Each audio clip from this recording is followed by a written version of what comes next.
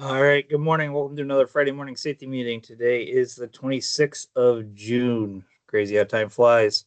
We are 24 days out of recordable, 11 days out of first aid injury, and 10 days out of vehicle incident. It's nice to finally get those numbers up into the double digits. Today we're going to be talking about confined spaces. We've been doing an awful lot of them lately, and we need some good reminders on a few things. So from 2011 to 2018, 1,030 workers in the U.S. died from occupational injuries involving confined space. Most of these were preventable. Fatalities are increasing year over year. Confined space rescues are very complicated. Depending on where you are in the state, it could be up to an hour away from you. There's anybody that's equipped and trained to deal with this. We want to be preventing incidents and having means of retrieval, and that helps prevent somebody else from going in. And would-be rescuers, so other guys on the crew going in to help people that are trapped in a confined space or having an issue, are often killed as well. So we want to make sure that we're preventing that. So what is a confined space?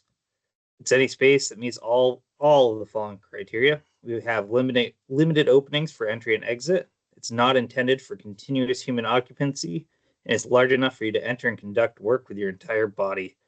While these rules are all black and white, it can be a little bit tricky sometimes to figure out, okay, when does this go from being not a confined space to a confined space? And when we're in doubt, we need to err on the side of caution to prevent any injury to workers, and we need to be more conservative than VOSHA or OSHA on when this crossover from not a confined space to a confined space occurs.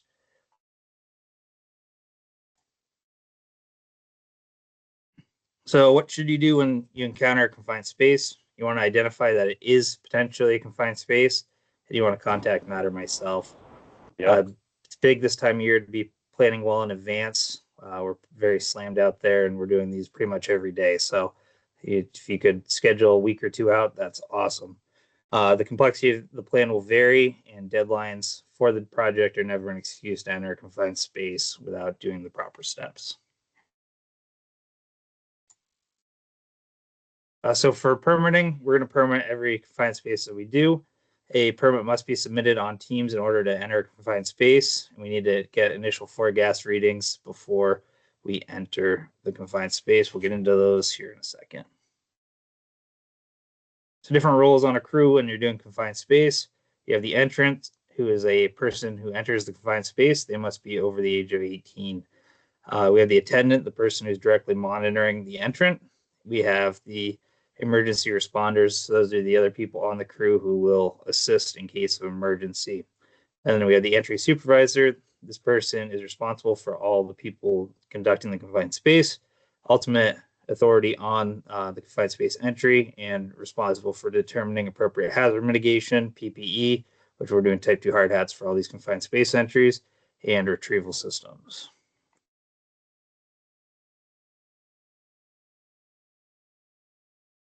So for air monitoring, we're typically going to use a 4-gas meter, which measures oxygen, hydrogen sulfide, carbon monoxide, and lower explosive limit. We also have the capabilities to measure volatile organic compounds or VOCs with a PID or a photoionizing detector. We typically don't do that unless there's a real reason to, as they're very fragile, and the data that we get from those doesn't really mean a ton unless we know exactly what chemical we're dealing with. Some gases might mimic others and give a false reading. So you might end up with the CO going up when really you have some type of battery discharge or something like that.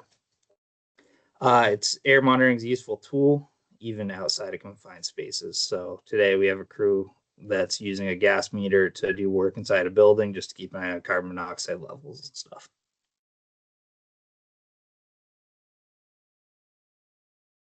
So of those 4 gases, we'll get into oxygen first.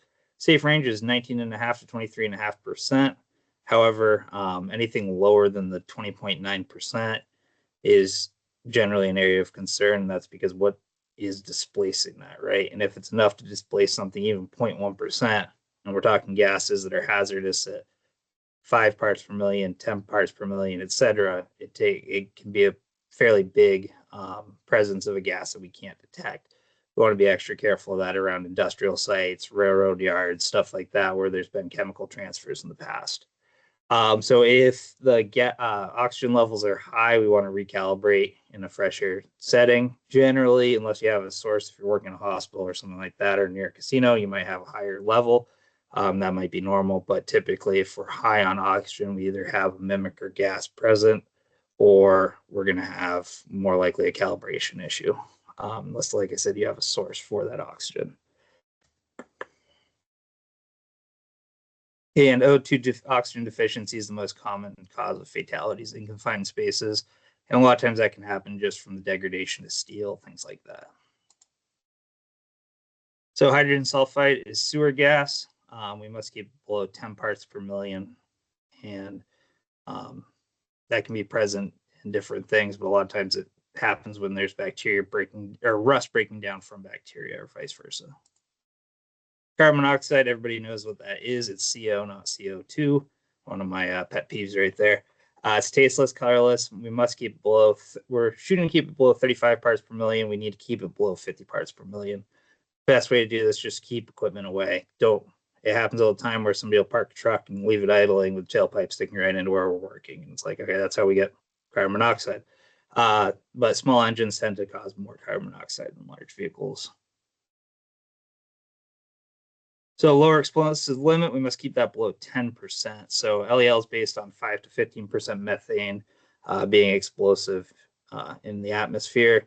So if you have 10% of the LEL, then that's the same as 0.5% methane in the air. So we have a little bit of a safety buffer. Obviously, we don't need to measure upper explosive limit for what we do because we're not going to be working anywhere above the upper explosive limit in a confined space.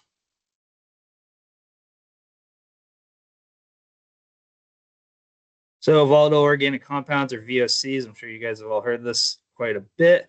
But we're going to use a photoionizing detector to detect this. This is going to be like your kerosene, stuff like that, all the different methyl ethyl bad stuff. Uh, so it's going to give us quantitative results. It's going to say like 5 or 10 or whatever it might be. That means absolutely nothing unless we know the exact chemical. So it's going to give us a yes, there are VOCs, which there's basically VOCs everywhere just in the background. Yes, there are VOCs. Yes, there's a heavy presence of VOCs, or no, there's not. If we don't know the exact chemical, look at the chart, then it's not really much of a use. So that's why we don't use them a lot. Also, when you're handling these PID detectors, make sure to handle them really carefully. They have a little bulb inside that breaks very easily.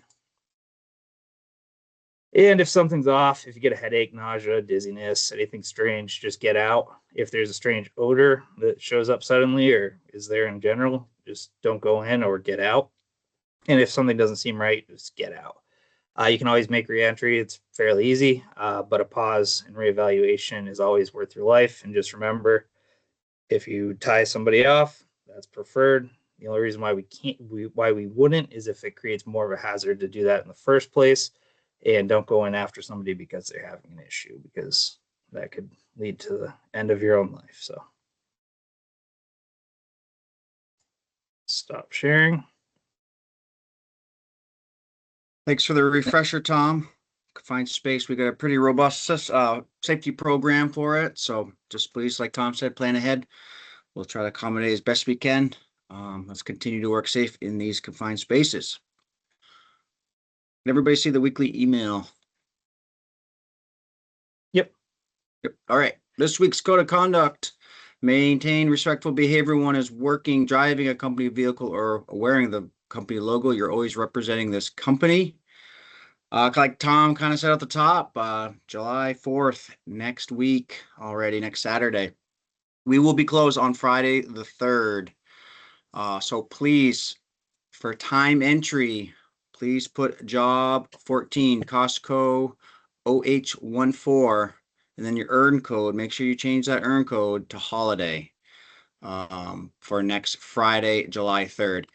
Please make sure all time cards are submitted by 6 a.m. on the following Monday. I believe that is going to be the 6th, July 6th. We will try to get time in early for that.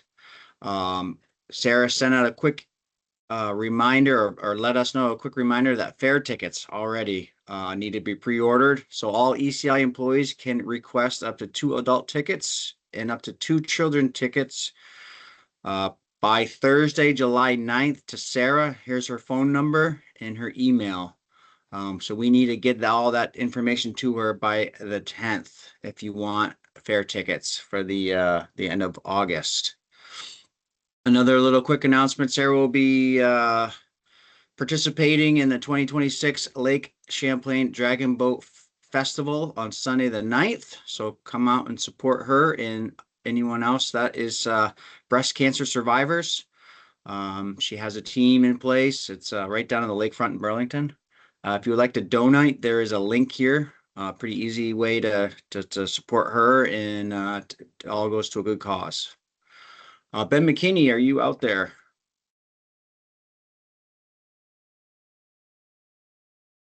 If not, I I'll go am. ahead. Sorry, Oh, Matt. oh, all good. You want to talk us about the equipment focus this week, or do you want me to run it? Yeah, as long as you can hear me, I can We do got it. you. Yeah, we got you.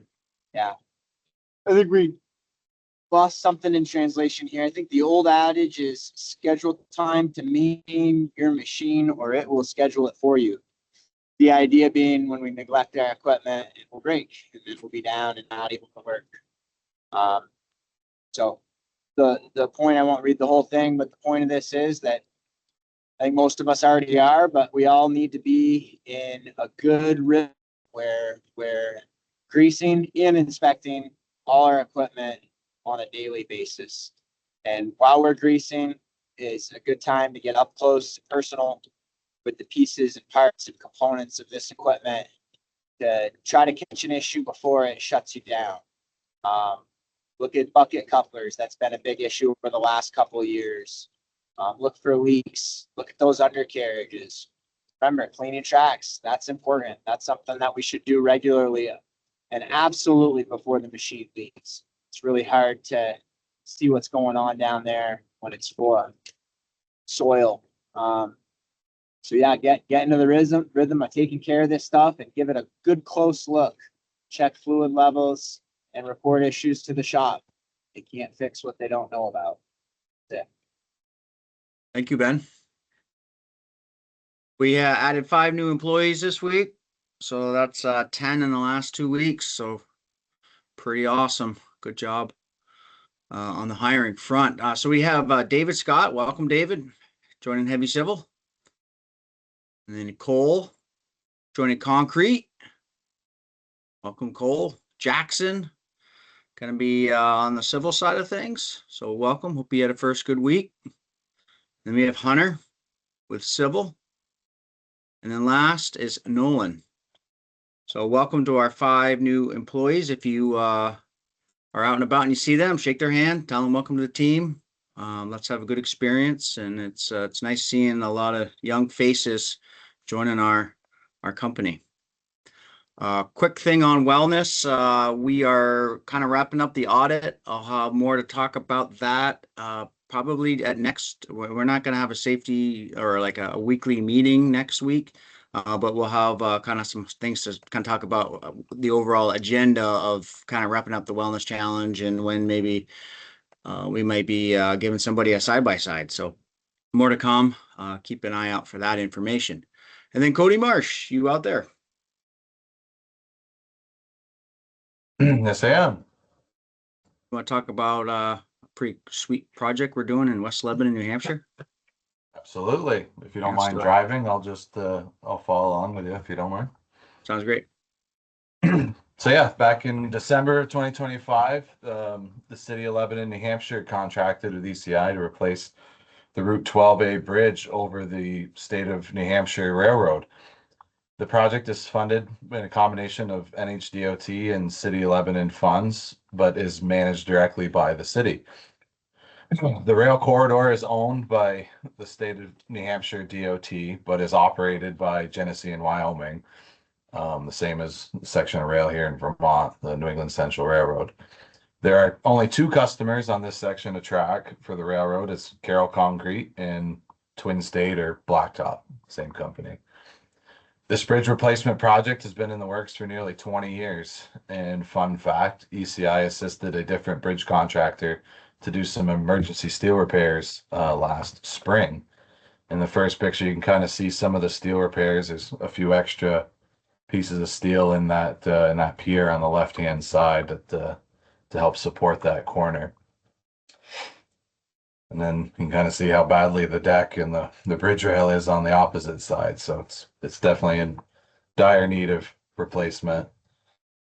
Not to mention two very narrow lanes and a narrow sidewalk. Yeah, it's pretty rough shape. It is. So this $14 million project is a 2.5 year project. The new bridge will be substantially wider, adding a third full lane and a full sidewalk. It'll also be raised up several feet to allow for a taller clearance on the rail side as well. The bridge will be replaced during a 365-day road closure, which is scheduled to begin this fall. So this spring, we mobilized on site to begin phase one, the goal of which is to get the overhead utilities relocated prior to the bridge replacement. In order to facilitate this, ECI had to clear all of the trees and vegetation, construct a new access road to the rail yard, demolish 2 houses, and remove this massive earthen berm.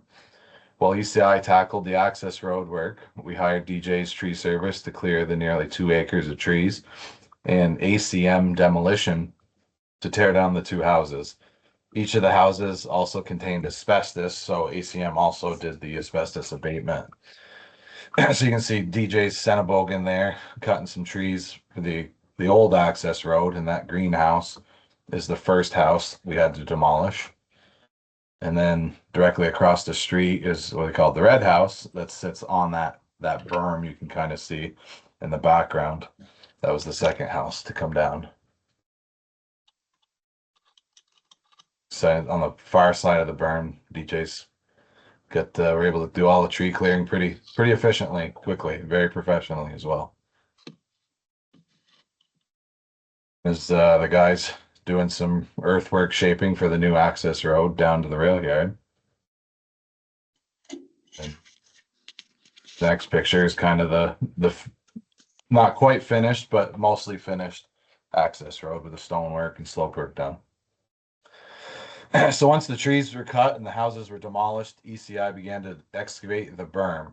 This was a large natural embankment located between the railroad tracks and the existing Route 12A. ECI excavated more than 15,000 yards to accommodate the future road alignment.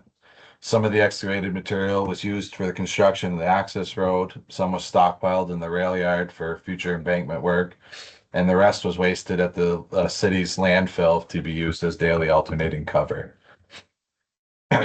So there's a pretty large berm there. It was all sandy, kind of gravelly, a lot of mixtures of different types of material. And then you kind of see the different benches and stuff that Bocash did a lot of the digging on this one.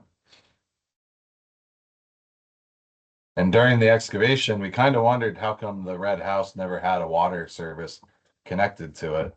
And while they were pawing around, kind of found out why. Because, well, they had a nice hand dug well there that they got their water from. So I thought that was kind of cool. And Yeah. luckily nobody fell in the thing, but it's like 6-8 feet off the edge of the road.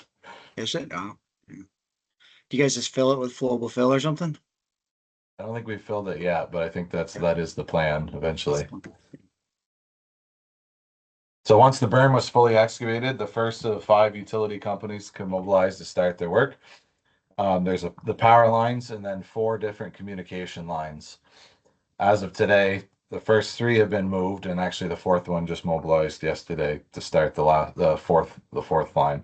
But you can see in the picture, the new poles are on the left, so the road is being straightened and raised in this area. So it'll really help kind of straighten out this nasty corner approaching into this bridge. So while the overhead utilities are being relocated, ECI began working on the MSE retaining wall. This wall is also required to accommodate the additional lanes for the new bridge. ECI designed and constructed a soil nail and shotcrete wall to use as a supportive excavation for this work. The MSE wall also required the relocation of a deep sewer manhole and installing a new 24-foot deep sewer drop manhole.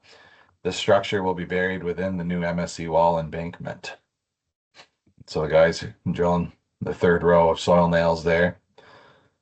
And then putting in all the mesh and reinforcement ahead of the shotcreting.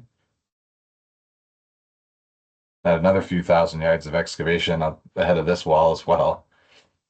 There's Chandler, Eric, Bokash, and Garrett shotcreting.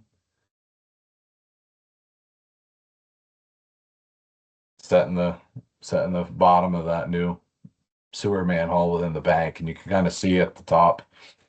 Yeah, the sewer is being bypassed with a temporary pipe around the site while we're doing the work. Just gravity pipe. So you can see how tall that new structure will be. Yeah. Big one.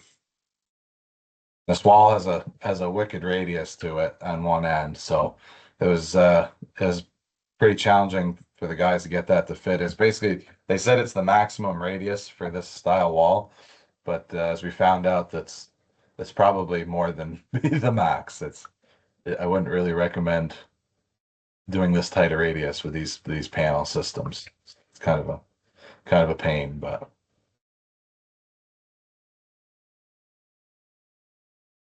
all the strips and bracing and stuff needed.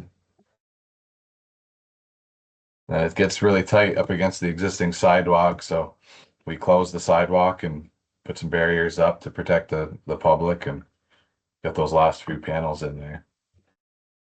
So there's still a lot of work to do before we can close the road and the existing bridge demolished. After the embassy wall is completed, ECI will install track protection under the existing bridge.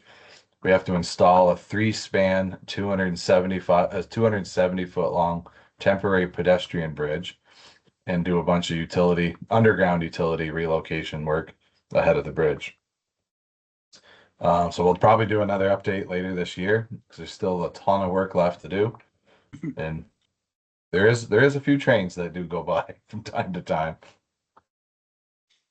Yeah, really cool. Really professional job. It's always very neat and orderly every time I make a nice visit. So kudos to Ken Allard and crew. Good job.